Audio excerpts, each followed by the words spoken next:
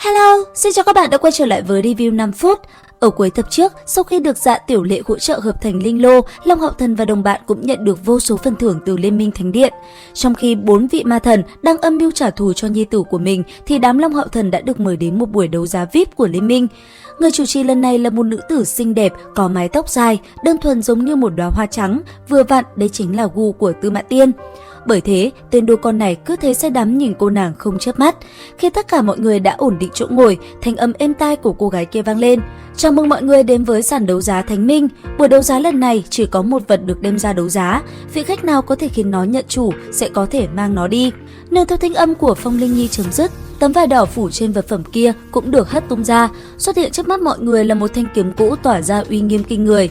Âm trầm, túc mục, bi thương, tĩnh mịch, đó là cảm xúc của Long Hạo Thần khi thanh kiếm này xuất hiện.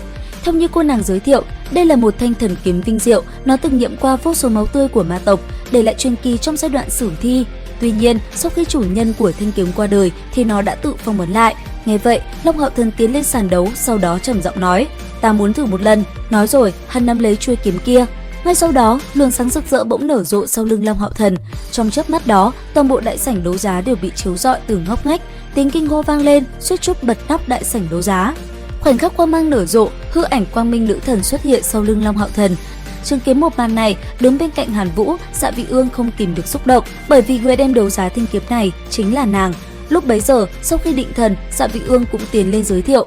Tên của nó gọi là Quang Minh Nữ Thần Vịnh Thán. Chủ nhân thanh kiếm này là ông tổ của ta, ngài là điện chủ chiến sĩ Thánh Điện, 200 năm trước có danh xưng Quang Minh Kiếm Thần Dạ Vô Thương.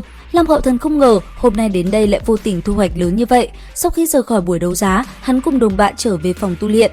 Mục tiêu sắp tới của cả đám là thăng cấp săn ma đoàn. Bởi vậy hiện tại, mọi người quyết định tiến vào tháp Vĩnh Hằng, hoàn thành nốt khảo hạch ở cửa ải cuối cùng của tầng 1. Rất nhanh, Khô Lâu Đỏ xuất hiện trước mặt mọi người. Long Hạo Thần sải bước đi đến trước mặt đối thủ đang đứng ngạo nghễ tựa như núi. Hai bên mau chóng tiếp cận, sau lưng Long Hạo Thần, ánh vàng lấp lánh, buông cánh rực rỡ lóa mắt giãn ra. Cứ thế, hắn cùng Khô Lâu kia chiến đấu vô cùng quyết liệt. Không biết trôi qua bao lâu, khi Long Hạo Thần sử dụng kiếm ý từ thanh kiếm, hắn mới nhận được đánh úp về phía trước thì đã hạ gục được đối thủ. Ngay sau đó, Khô Lâu kia bất giác quỳ gối trước mặt Long Hạo Thần, kêu một tiếng chủ nhân. Nói dứt lời, thân thể khổng lồ của Khô Lâu Đỏ bỗng biến thành luồng sáng đỏ nhập vào giai điệu Vĩnh Hằng.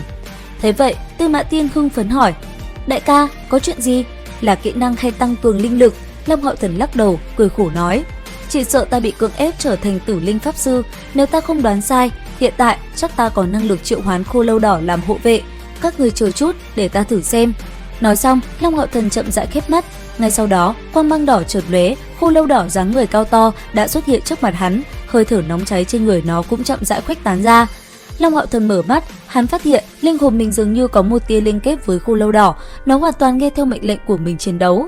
Mọi người nhìn nhau, ai cũng không biết chuyện này là tốt hay xấu. Tử Linh Pháp Sư từng đem đến tai họa cho nhân loại thì ai cũng biết.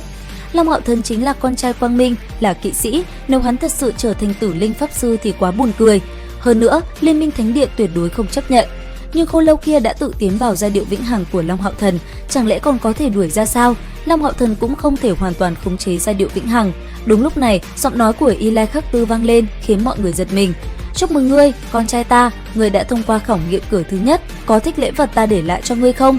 Toàn bộ Khô Lâu này đều là thủ hộ năm đó của ta, bọn họ đều là chí tôn một đời. Đáng tiếc, sinh mệnh nhân loại có hạn, cuối cùng ta chỉ có thể khiến họ dùng hình thái vong linh tiếp tục tồn tại. Đây cũng là một phần tài nguyên quý giá ta để lại cho ngươi.